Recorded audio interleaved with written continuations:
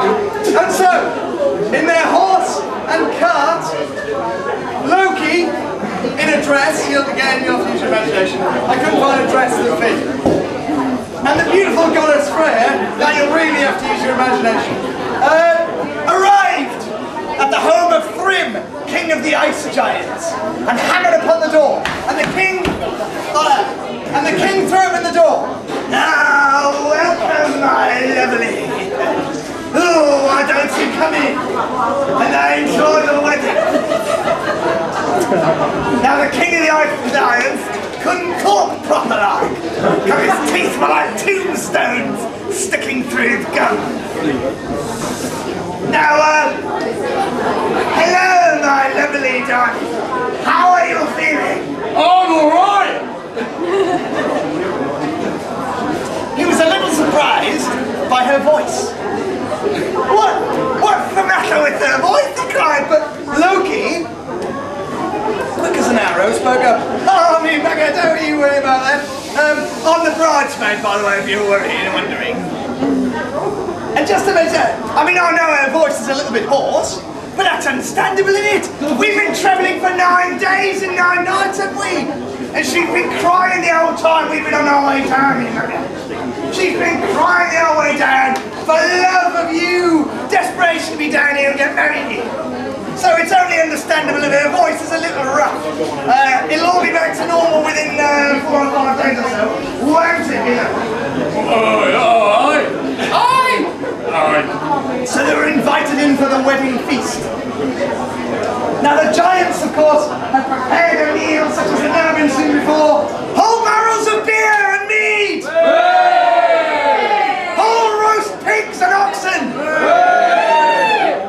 Profiteroles! Hey! Of course. And they set about eating their wedding feast. Now the table manners of the beautiful goddess Freya at this point may surprise you somewhat. For she would seize up whole oxen in her hands and devour the whole thing and spit out the bones and then grab a whole barrel of meat. Well, that'll do. And drain the whole thing so that it ran out over her face.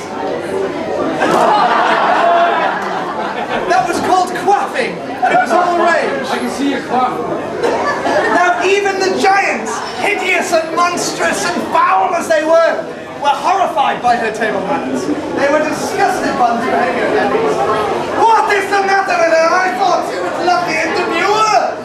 Cried the king of the giants, but Loki, of course, was ready. Oh, well, come on. You know, cut her little lady some slack.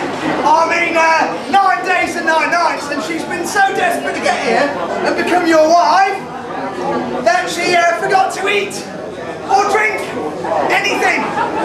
So for 9 days and nights I've been having her moaning about being thirsty and hungry the whole way down. She hasn't touched a morsel, hasn't drank a drop. So it's no wonder if her appetite is a little inflamed, but give her a couple of days and I'm sure she'll be fine. Won't you? Yeah! That's more like it. Now the feast progressed. Until after the food was eaten, the king of the giants decided to sidle down and have a little gaze into his wife's sky blue eyes, that being all he could see of her, with her thick veil on. So he sat down. All right, my lovely.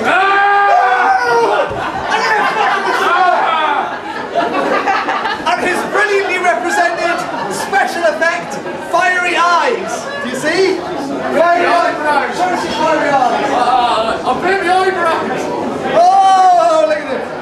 Flashing like lightning on fire they were. And he leapt back with a horrified start. What's the matter with her eyes? But Loki, as ever, was quick. Well, come on. You remember I said she'd been crying? Yeah, not he, obviously. Wife, she, yeah, that's right. She'd been crying for 9 days. Well, it's only natural that she'd have red eyes, isn't it? You know, in a manner of speaking. Although, well, I bloody hope you do. So, time for the wedding to continue, isn't it?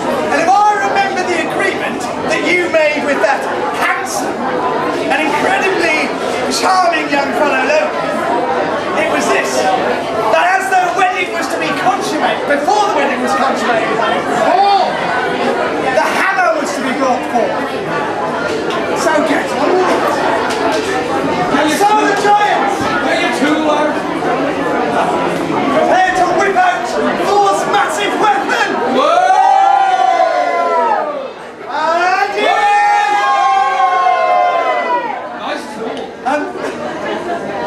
And Thor's massive weapon was to be shoved into the lap of the bride! Where else? Come with me, Pops. There you are, my lovely!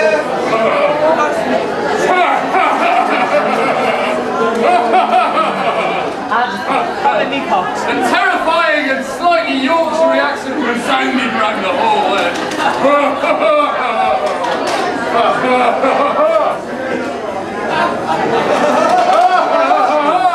Until the wife tore off the veil!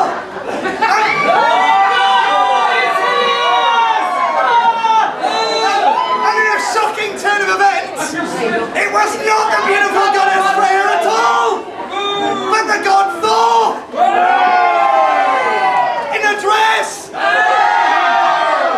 This dress angers my sense of masculinity greatly. Oh dear. You don't want to threaten Thor's masculinity, let me tell you. And let me show you why not. I fucking hate giants!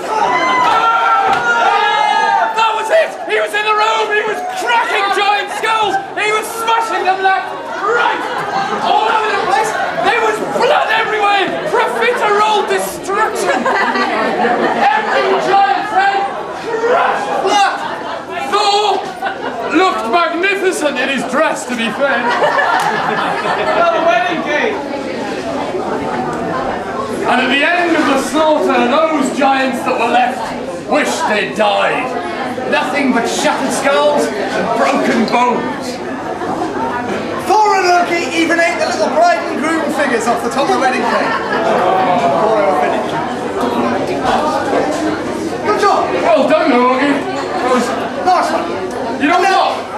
The weird thing is, I kind of feel right in this dress. I feel liberated and real.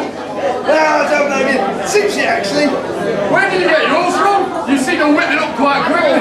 What, this little number? I've had it for ages. Oh, incidentally, if you ever tell anybody about me in a fucking dress, I'll smash your fucking head in.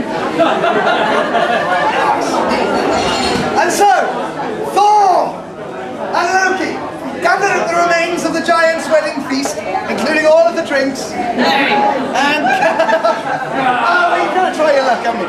And carried them off to the realm of Asgard. And as for Thor's injunction that nobody ever speak of this again, well, you can't trust Loki as far as you throw it. But if any of you lot should feel free to repeat this story, don't be surprised if you hear a rumble of thunder in the air. Better than that. From the world's most famous transvestite, the mighty Thor!